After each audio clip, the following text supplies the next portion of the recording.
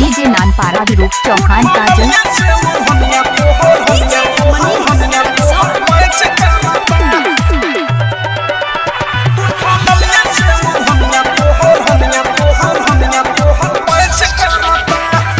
घूर घूर के ऐसे पानी हारता रह लइके नहीं ख देखले कि आँख हारता रह।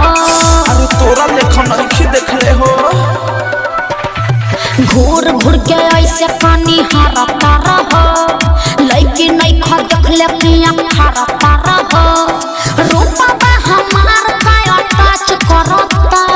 ए सुना ना उठा मलिया से ओढ़निया तोहर मैच करता। उठा मलिया से ओढ़निया तोहर मैच करता।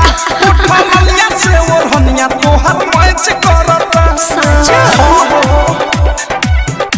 डीजे दिलीप नानपारा मलिया से ओढ़निया तोहर मैच करता।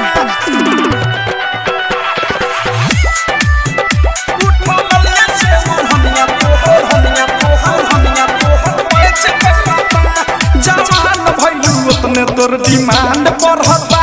अरे सोनावा के पानी जैसे पानी चढ़ता। अरे त का दिक्कत बा के नहीं होगा फेंक नाही कुछ अभी काच बानी कली फेरा में जब पड़ो ना त मोतिया बिना धली दिलवा से दिलवा नाही काच करता। लागत कि जान ले के रहब। उठा मलिया से ओढ़निया तोहर मैच करता। उठा मलिया से ओढ़निया तोहर मैच करता। उठा मलिया से ओढ़निया तोहर मैच करता। डीजे बा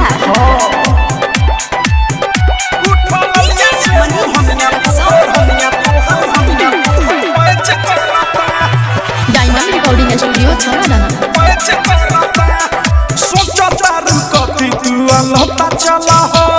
लाभ वाला लेसन के पढ़ाई कला हो। देखा आलतू फालतू बात मत बोला। तोहरा के देख के छटक जाता। प्रेमिया बथेस फेस देखे चलल अच्छा बीक के विशाल बच्चा चाहे से तू बच्चा अनुराग बादशाह नहीं बच करता। अरे गजबे के मैच करता। उठा मलिया से ओढ़निया तोहर मैच करता। उठा मलिया से ओढ़निया तोहर मैच करता। उठा मलिया से ओढ़निया तोहर मैच करता। घूर घूर के ऐसे पानी हारता रह लइके नहीं ख देखले कि आँख हारता रह। रूपा हमार काया टच करता। ए सुना ना उठा मलिया से ओढ़निया तोहर मैच करता। उठा मलिया से ओढ़निया तोहर मैच करता।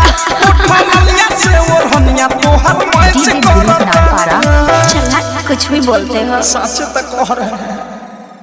डीजे विरूप दीवाना अभी डाउनलोड कीजिए हमारे गूगल प्ले स्टोर से और पाए भोजपुरी लोकगीतों का एक से बढ़कर एक ऑडियो वीडियो सॉन्ग बिल्कुल मुफ्त।